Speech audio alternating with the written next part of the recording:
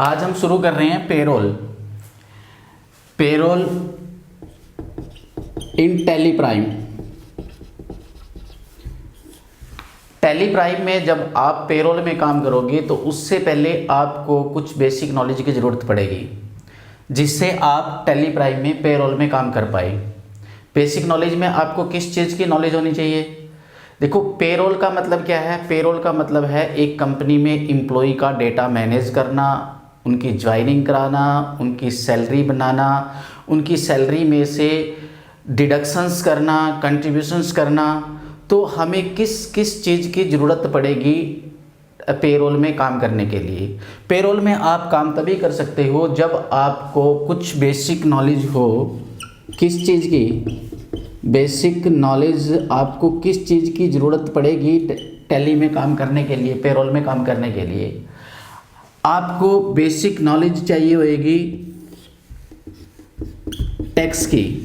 जो आपके कंपनी में एम्प्लॉयज़ होंगे जिनका टैक्स बनेगा, जिनकी सैलरी टैक्सेबल लिमिट से एक एग्जम्पशन लिमिट से ज़्यादा होगी, तो उनकी सैलरी में से आपको टैक्स काटना पड़ेगा।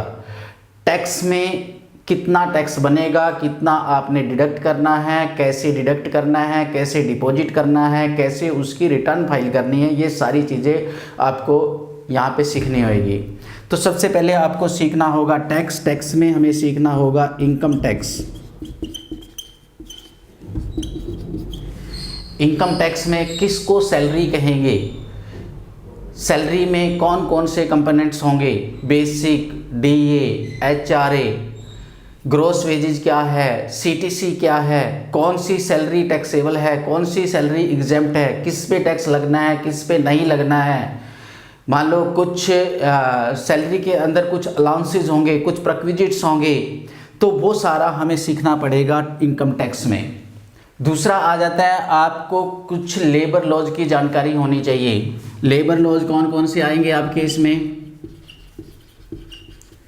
लेबर लॉज, आप सैलरी बना रहे हो, सैलरी आपको मिनिमम सैलरी कितनी रख सकते हो आप? Minimum wages act.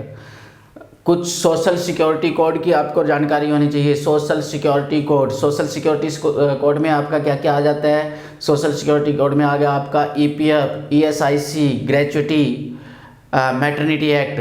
कंपनी में लेबर लॉज की हम बात करते हैं कि कौन कौन से लेबर लॉज की आपको जानकारी होनी चाहिए। यहाँ पे लेबर लॉज में आपका आ जाता है ईएसआई,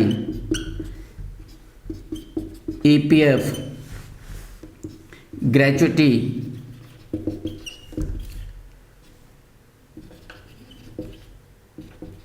मैटरनिटी एक्ट। ये सारे के सारे क्या है? ये सोशल सिक्योरिटी है जो गवर्नमेंट एम्प्लॉयज़ को सोशल सिक्योरिटी देती है।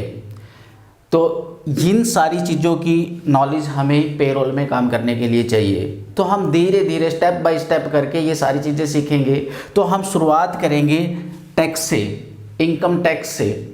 इनकम टैक्स में पहले हम ये देखेंगे कि इनकम टैक्स किस पे लगता है, कब लगता है, कैसे कैलकुलेशन करते हैं। इनकम टैक्स में हमें सैलरी में से डिडक्शन करनी होती है टैक्स की, जिसको हम बोलते हैं TDS, tax deducted at source. TDS हम कब काटते हैं एम्प्लॉय का, कैसे हम कैलकुलेशन करेंगे, कैसे हम उसकी कंप्यूटेशन ऑफ इनकम बनाएंगे। ठीक है, ये सारी चीज़ें हमें सीखनी है। तो इससे पहले हमें टैक्स को सीखना पड़ेगा, इनकम टैक्स को सीखना पड़ेगा कि इनकम टैक्स में, क्योंकि एक एम्प्लॉय का टैक्स काटना है तो एक एम्प्लॉयर की जिम्मेवारी बनती है कि वो एक एम्प्लॉय के सारी टैक्स की कैलकुलेशन करे। अब एक जो कंपनी है, कंपनी का अपना सीए है, अपना कंसल्टेंट है, तो वो कैलकुलेशन कराएगी अपने सीए से, अपने कंसल्टेंट से, अपने अकाउंटेंट से। लेकिन एम्प्लॉय की क्या जिम्मेवारी है? एम्प्लॉय क्या करता है? गवर्नमेंट एम्प्लॉयर की जिम्मेवारी लगाती है कि उसके पर्सनल टैक्स की भी कैलकुलेशन एम्प्लॉयर करे। एम्प्लॉय सिर्फ अपने एम्प्लॉयर को रिपोर्टिंग देगा कि भाई मेरी ये इनकम और भी है, तो एम्प्लॉयर उन सब को कंसीडर करते हुए उसके टैक्स की कैलकुलेशन करेगा और उसका जो टैक्स बनता है वो उसकी सैलरी में से मंथली डिडक्ट करके जमा कराएगा। इसके अलावा आ जाता है ईएसआईसी, ईपीएफ। ये क्या है? ये गवर्नमेंट सोशल सिक्योरिटी देती है कि एक एम्प्लॉय जब काम कर रहा है तो उसका पीछे से उसका सारा घर उसकी सैलरी पे डिपेंड है। तो कुछ ना कुछ ऐसा हो एम्प्लॉय के साथ कि अगर वो उसकी जॉब छूटती है या वो रिटायर्ड होता है, बुजुर्ग होता है तो या बीमार होता है, तो उसको समाज में एक सुरक्षा हो, सोशल सिक्योरिटी हो। ठीक है, और गवर्नमेंट सोशल सिक्योरिटी कैसे देती है? सोशल सिक्योरिटी मतलब एक एम्प्लॉय सिक्योर रहे अपने आप में, मतलब उसका शोषण ना हो। यहाँ पे मनमर्जी नहीं चलेगी कि एम्प्लॉयर का जब जी चाहा जो मर्जी चाहा तो उसको कर लिया, उससे जो मर्जी काम ले। एक लिमिट में काम करवा सकते हैं। लिमिट में काम कैसे करवा सकते हैं कि एक टाइम डिसाइड है कि आपको इतने घंटे काम करना है हफ्ते में, अगर उससे ज़्यादा काम करोगे तो उसका ओवर टाइम देना पड़ेगा। महीने में वीकली ऑफ देना पड़ेगा कि महीने में 30 दिन होते हैं लेकिन 4 दिन की छुट्टियां देनी पड़ेगी। हर 6 दिन के बाद एक ऑफ देना पड़ेगा एम्प्लॉय को। ठीक है, इसके अलावा उनको मेडिकल का बेनिफिट देना पड़ेगा कि अगर एक एम्प्लॉय बीमार होता है तो उसको मेडिकल का बेनिफिट मिले कि उसको मेडिसिन्स या मेडिकल ट्रीटमेंट फ्री में अवेलेबल हो जाए।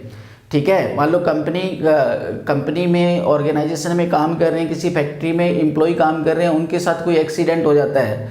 अब गवर्नमेंट क्या कहती है कि आप अपने बिजनेस में ध्यान दें, अगर काम करेंगे तो एक्सीडेंट भी होगा, ये सारी चीज़ें होगी, लेकिन एक एम्प्लॉय के साथ कुछ ना कुछ सिक्योरिटी रहे कि भी ऐसा कुछ हो तो उसका जो पीछे परिवार है, परिवार को दिक्कत ना आए। तो उन नियमों को देखते हुए यहाँ पे बनाया गया ESIC EPF। मतलब अगर बीमार हो रहा है तो उसको मेडिकल बेनिफिट मिल रहे हैं, और रिटायर्ड हो रहा है तो उसको एक लमसम अमाउंट मिल रही है, और अगर वो रिटायर्ड हो रहा है तो उसको मंथली पेंशन भी बन रही है। इन नियमों से EPF ESIC से डिटेल से हम आगे देखेंगे, इसको डिटेल में समझेंगे, एक एक चीज़ को, इनकम टैक्स को डिटेल में समझेंगे, ESIC को डिटेल में समझेंगे, कब ये लागू होता है, क्या क्या इसके अंदर बेनिफिट्स है और कैसे वो बेनिफिट्स क्लेम किए जाते हैं। ऐसे ही हम देखेंगे EPF कौन से ऑर्गेनाइजेशन पे लगेगा, कौन कौन से इसमें बेनिफिट्स होंगे, कितना पैसा कंट्रीब्यूट करना पड़ेगा, एम्प्लॉय की सैलरी में से कितना पैसा कटेगा, एम्प्लॉयर अपने पास से कितना पैसा देगा। ऐसे ही ग्रेच्युटी कब मिलती है, कौन एलिजिबल होगा, किसको ग्रेच्युटी मिलेगी और कब मिलेगी, कैसे मिलेगी, ये भी हम देखेंगे। उसके बाद मैटरनिटी एक्ट क्या होता है, किन ऑर्गेनाइजेशन पे ये एक्ट लगता है, कैसे कैसे इसके बेनिफिट दिए जाते हैं, क्या क्या चीज़ें इसके अंदर कवर होती है, तो ये सारा हम डिटेल में सीखेंगे। ये सीखने के बाद ही हम टैली में काम कर सकते हैं पेरोल में अच्छे से। जब तक हमें इसकी नॉलेज नहीं होगी तब तक हम ये काम नहीं कर सकते। तो धीरे धीरे हम इन चीज़ों को स्टेप बाय स्टेप सीखेंगे। तो पहले हम शुरू करेंगे टैक्स से, टैक्स के बाद फिर हम ESI EPF ग्रेच्युटी और ये सारा का सारा पहले हम समझेंगे, फिर उसके बाद हम इस पे काम कैसे करेंगे, हम सैलरी शीट कैसे बनाएंगे, सैलरी स्लिप कैसे बनाएंगे, कंप्यूटेशन कैसे बनाएंगे, हम एक एम्प्लॉय का टैक्स कैसे कैलकुलेट करेंगे, वो सारी चीज़ें हमने धीरे धीरे सीखनी है।